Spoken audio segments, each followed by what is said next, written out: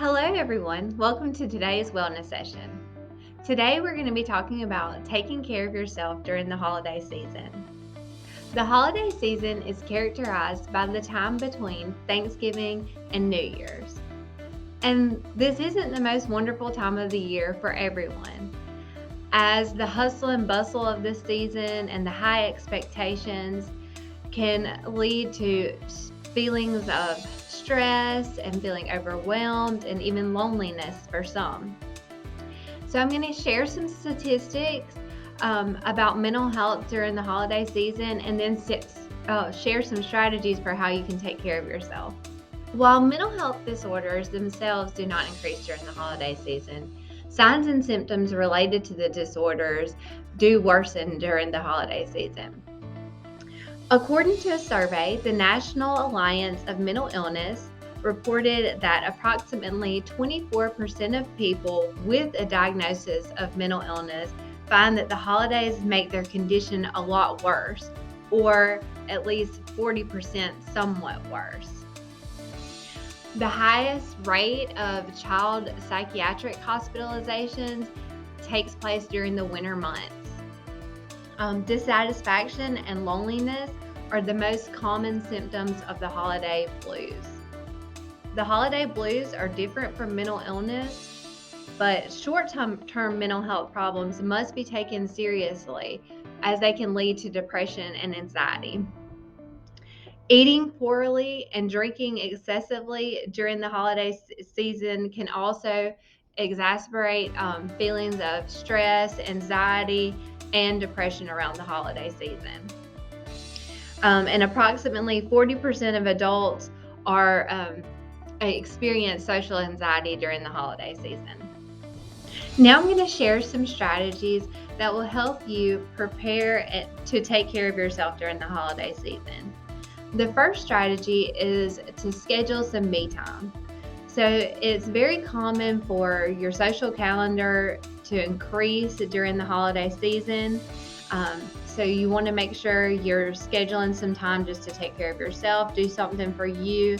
That may look like going shopping by yourself, or maybe to get a manicure or pedicure, or it could just look like scheduling some time in a quiet place, maybe at your house, and doing some of the some calming strategies that we talked about in previous sessions, like deep breathing, some progressive muscle relaxation, some visualization, some mental imagery, just to kind of help your body initiate that relaxation response, leaving you feeling a little more calm and relaxed than you were before you started.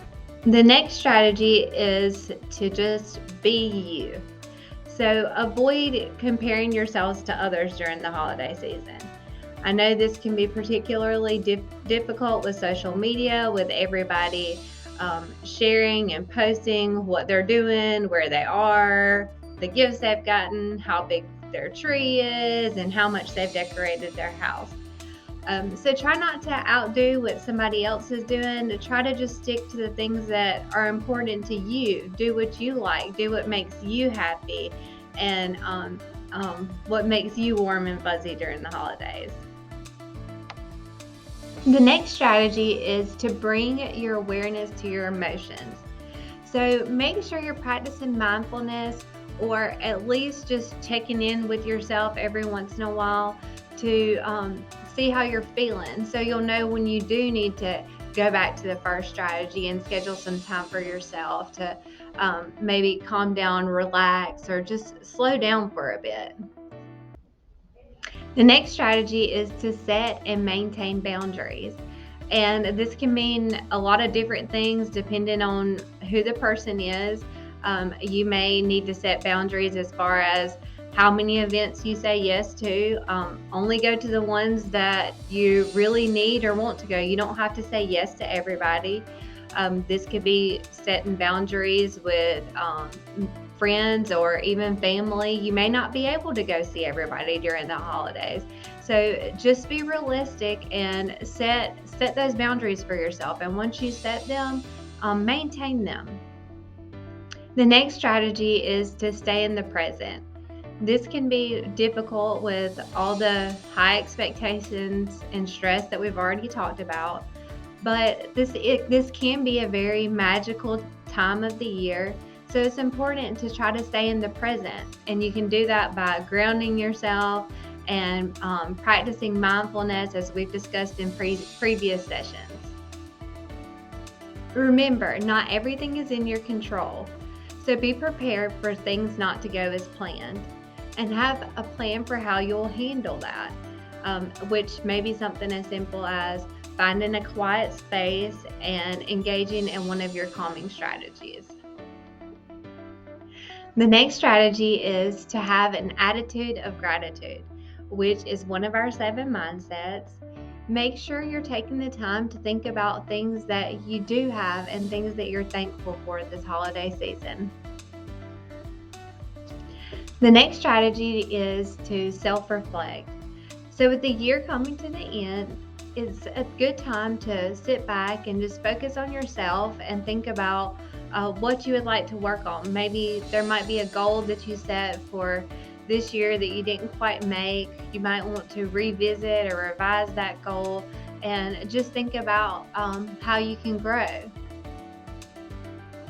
And the next strategy is just to set goals for the new year. So once you've done your self-reflection, just take a moment to write down some things that you want to work on to improve yourself in the upcoming year. And the last strategy is to seek professional help if needed.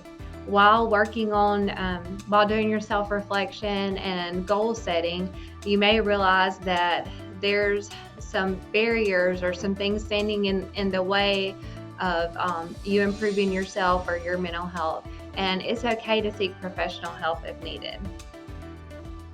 I hope that you'll use some of the strategies discussed in today's session and engage in some self-care during the holiday season. If you find yourself struggling during the holiday season, refer to the resources that we have shared in the description of this video, and don't hesitate to seek out help if you need it. Thank you for joining today's session, and I hope you'll stay tuned for our upcoming sessions.